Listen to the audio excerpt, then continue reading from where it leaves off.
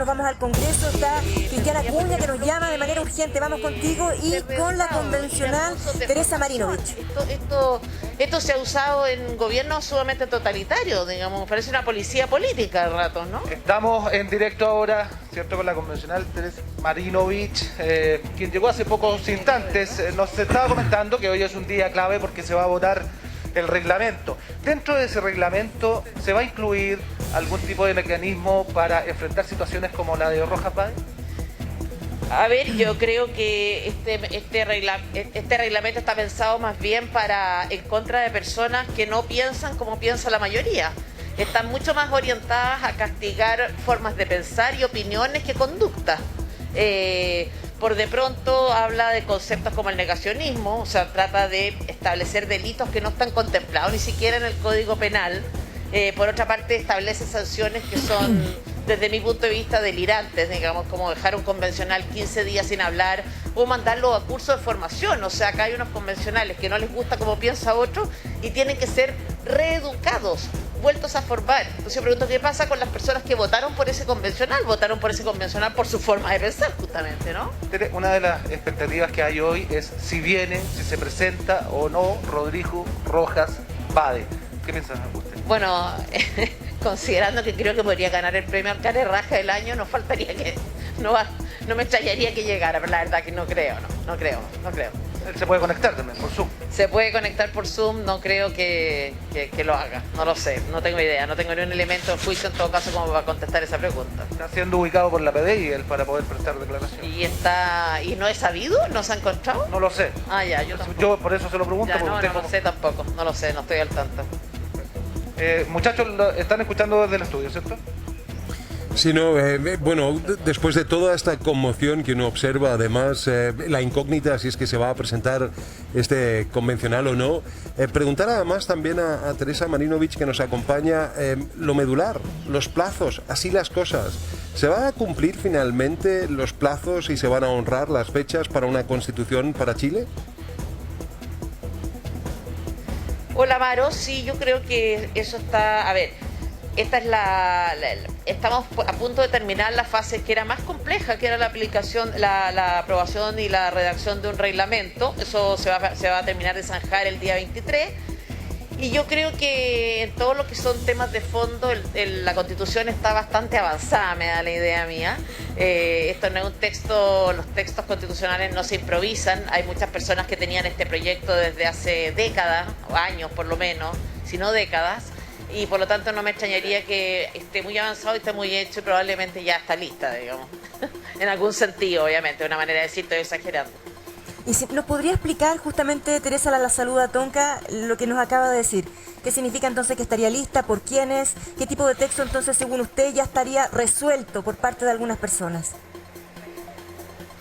Yo creo, Tonka, y lo sé de manera extraoficial, me lo han dicho personas que han tenido contactos con estos convencionales que han estado luchando por esta nueva constitución hace muchas décadas, que tienen el texto avanzado. Digamos, cuando uno les plantea que si vamos a ser capaces de terminar el tiempo, ellos mismos responden, esto está listo, digamos, vamos a irnos por un tubo porque el texto está muy, muy avanzado. Estamos hablando de quiénes. No puedo decirte. Estamos hablando de Atria y estas figuras, por ejemplo. Eso. ¿No puede responder con nombre y apellido? En términos generales, más o menos de ese grupo. Sí, no puedo responder más porque tengo que proteger a mi fuente.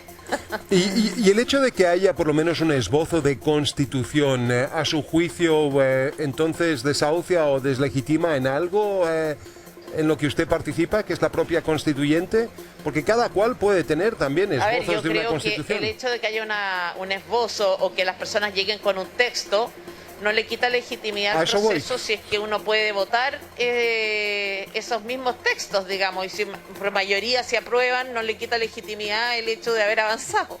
A mí no me parece, al menos. Exacto. Bueno, y se generó también algo de revuelo ya, no con Rodrigo Rojas, sino a propósito del IFE y 12 constituyentes. Marcela Cubillo, sin embargo, se desprendió de esas críticas. ¿Cuál es su postura al respecto? Constituyentes y el IFE. Yo estoy en un camino... Sí, estoy en un camino intermedio entre lo que dijo la Marcela y quienes han sido más duros. me parece que habría que revisar caso a caso. Creo que esto es un beneficio que se otorga de manera automática una vez que tú estás inscrito en el registro social de hogares, y por lo tanto creo que uno no puede de entrada y a priori y en términos absolutos negar o desconocer que probablemente esto ocurrió de buena fe, digamos, sin mala intención. Eso por una parte. Sin embargo, también hay que decir que desde el 16 de mayo nosotros sabíamos, todos los convencionales que ganamos, sabíamos que íbamos a empezar a percibir esos ingresos y que por lo tanto estábamos lejos de ser personas que necesitáramos esta ayuda. Por lo tanto, también desde ese punto de vista quizá uno hubiera esperado, ¿no es cierto?, una actitud un poco más proactiva cuando uno pasa a ser una autoridad o es elegido para un cargo de político, digamos. Pero algunos constituyentes señalan que el proceso se demora 2 meses en sacar de la ficha social. Bueno, pero es que en ese caso, o sea, si es que es así y algunos constituyentes, como de hecho los hay, pueden acreditar que hicieron las gestiones para eso, me parece que no hay razón para criticarlo. Eso sí me parecería una crítica totalmente malintencionada, digamos. Y a propósito de eso, Teresa... que apunta a desprestigiar a la constituyente. No, puede apuntar, hay tantas razones para criticar, ¿no? Puede haber una oposición a determinados grupos, puede haber un ánimo de figuración, puede haber tantas razones, pueden explicar las conductas humanas, pero no me atrevería ayer, a decir cuál es la que inspira esto, digamos. Ayer escuchábamos, por ejemplo, a una constituyente señalando de que había una campaña concertada para desprestigiar todo el proceso. ¿Qué opina usted? ¿Qué autocrítica también se hacen de parte de la constituyente?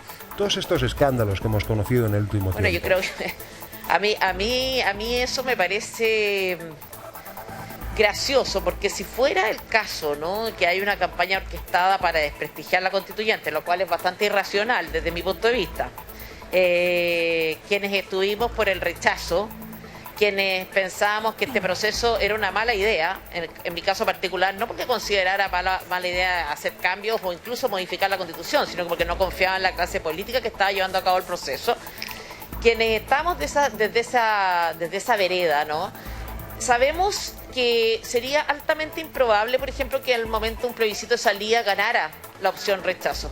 Sería muy, muy, muy difícil. Y aún si eso ocurriera, yo no creo o dudo, ¿no es cierto?, de que los chilenos querrían entonces mantenerse con lo que se llama la Constitución de Pinochet. O sea, ese tema ya se zanjó socialmente y me parece que no hay vuelta atrás. Entonces, boicotear un proceso sin saber cuál va a ser el resultado de ese boicot, digamos, y siendo tan incierto, a mí me parecería una irresponsabilidad y sobre todo una tontera, Amaro. Entonces, lo que sí me parece es que si es que hubiera grupos tratando de boicotear, hay muchos grupos ayudando a ese boicot, cooperando. ¿Cómo así? Explíquelo. ¿Cómo así? ¿Por qué? ¿Cuáles? ¿Cuáles son? A ver, me parece que, por ejemplo, una cosa es lo que pase con Bade, ¿no?, que uno podría decir ya gana el premio, digamos, al cara de raja del año, ya, ok. Y estafadores ha habido siempre y lo seguirá habiendo, ¿no? Este tipo de cosas pasan en todas partes del mundo, digamos, incluso en los países más desarrollados. Entonces, no nos sorprende, nunca nos deja de sorprender, pero pueden ocurrir estas cosas en el mundo político, en el mundo empresarial y pasan. Lo que hace la diferencia entre un país y otro, me parece a mí, no tiene que ver con lo que pasa, sino que con lo que hace la gente, con la forma en que la institucionalidad reacciona frente a eso que pasa. Y creo que acá sí que ha habido razones como para pensar que se ha hecho muy, muy mal. O sea, esta reacción ha sido tremendamente débil. ¿Por qué, Teresa? De hecho, la misma convencionales mesa... declarando Disculpe, o haciendo pero... declaraciones que desde mi punto de vista son vergonzosas. Por ejemplo, cuando te dicen que acá Bade es víctima del capitalismo. Sí. O sea, ya cortémosla con el deseo. Teresa, dos cosas con respecto a eso. Fue justamente Elsa Labraña que dijo así, lo tengo entre comillas, mientras este sistema no cambie, van a haber muchos Rodrigo Rojas. Su opinión al respecto, pero ¿le parece débil? La misma mesa generó la denuncia en Fiscalía y ayer fueron a las dependencias de la PDI, la presidenta Loncón y el vicepresidente Baza. ¿Eso a usted le parece débil? No, eso no me parece débil. Lo que me parece débil es que... No, eso no. O sea, a ver, llega la PDI, les toma declaración y ellos se allanan. Me parece que están actuando conforme a la ley. Pero Tonka, esto ellos lo supieron con 24 horas de anticipación y no hicieron partícipe, no lo pusieron en conocimiento ni siquiera de la mesa ampliada. Después, al día siguiente, o sea, 24 horas después, cuando ya se desata el escándalo, podrían haberse adelantado si ya tenían la información, no O lo sea, hicieron. Disculpe. Ok. Teresa, usted dice si es que ya no una hicieron consulta. eso, al menos es un hecho que podrían haber tenido un comunicado pensado. Disculpe. Y mira la redacción de ese primer comunicado. Pero Teresa, usted está diciendo Toca. que antes de que se supiera la noticia, antes que salieran los medios a través de las redes sociales de Rodrigo Rojas, a través del diario La Tercera, ¿ellos ya tenían la información? A ver, yo lo que he visto y lo he visto en medios de prensa es que la mesa, entiendo que Baza y Loncón y no sé si alguno que otro convencional más estaban al tanto de esto. Estoy hablando de unas horas antes, pero no estoy diciendo que lo supieran. Juan, Claro, lo que está ¿cuánto preguntando tiempo? es cuánto Estoy antes. diciendo que supieron que venía esto. Entiendo, no estoy segura, entiendo que son más o menos, es como un día antes, que el viernes ellos sabían de esto. Mire, Claro. porque nosotros lo que escuchamos ayer de Entonces mi pregunta es, Por favor, adelante. cuando es, perdona Tonka, que Adelante. estoy como con retorno. Sí, no se entonces me preocupe. Usted adelante, dele Dime, Teresa, sí. tú me hablaron. No, bueno, ya, entonces lo que supimos ayer es que Giovanna Grandón lo comentó, que horas antes, no sé si me ayudan en dirección el comentario que tuvimos ayer, que horas antes o un ratito antes fue que el convencional Rodrigo Rojas Vades se comunica entonces con su grupo, con Ex Lista del Pueblo y les comenta lo que va a ocurrir. Pero por la información de ella, de primera fuente, es que fue solamente un breve tiempo antes en que les comunica esa información. Nos sorprende lo que usted dice, que con un día de anticipación entonces la mesa, bueno, la presidenta y el vicepresidente ya habrían tenido esos datos. Tonka, no, a mí no me consta, esto me lo dijo a mí una persona en la que confío 100%, pero no puedo asegurarte que eso haya sido así. Ahora vamos al fondo del asunto. ¿Cuál es el fondo del asunto? ¿Cómo reaccionaron frente a esta información una vez que la tuvieron? ¿Ya? Hubo dos ¿Cómo- reacciones cuál fue distintas. ¿Cuál fue la respuesta que le dieron? Sí, una reacción de parte de Lisa ¿Cuál fue la Loncón respuesta? como presidenta que señaló, ¿verdad?, que este es un tema personal. Esa fue una primera reacción. Y Jaime Baza se distanció de aquello y dijo, aquí no se admiten defensas corporativas. Fueron las dos posturas. Finalmente primó Sí, la eso, postura de... Jaime, Sí, dígame usted. sí, Amaro, pero espérate. Yo estoy hablando primero del primer comunicado. En el primer Perfecto. comunicado, que está firmado por todos, digamos, no solamente por Elisa Loncón, ella dice, o ellos dicen, hablan de que lamentan lo ocurrido, o sea, esto es algo que pasó, no algo que alguien hizo, sino que algo que ocurrió, y lamentan el sufrimiento. O sea, no hay ni una frase, Amaro, de reproche a la conducta. Y yo no es que quiera hacer leña del árbol caído, no es que quiera, ¿no es cierto?, que le peguen en el suelo, estoy diciendo simplemente que tú puedes reprochar la conducta, ni siquiera a la persona, la conducta, y eso no se hizo. Elisa Loncón dijo que no éramos dioses para juzgar. Sin embargo, no ha tenido problema con otros convencionales de tener sesiones a propósito de un tuit y hablar de maltrato y de acoso racial.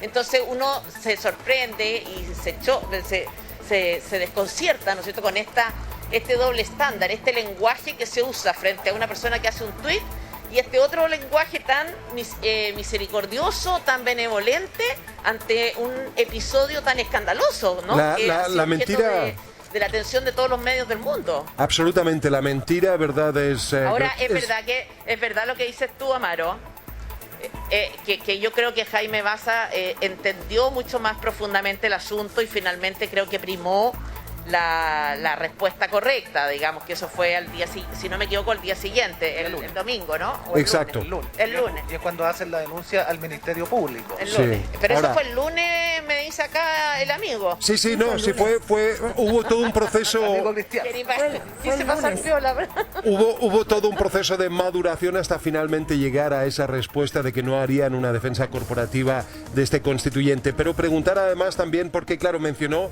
que Rodrigo Rojas es un cara de raja, es la expresión que utilizó usted, y preguntarle al respecto, porque... Dos veces. Sí, pero quiero preguntar a lo medular, para no quedarse simplemente con esos epítetos. El hecho de que él, sin embargo, ha dejado en claro que hay una mentira y se ha dejado en claro de que hay una mentira grotesca y mayúscula y con una carga emocional muy fuerte a la gente que sufre de cáncer, aquellos que lo han vivido de alguna manera. Dicho eso, él sufre de una enfermedad que desconocemos, pero a todas luces parece que es crónica y grave. ¿Le merece algo de compasión, algo de misericordia? Completa, absoluta compasión. Amaro no quisiera estar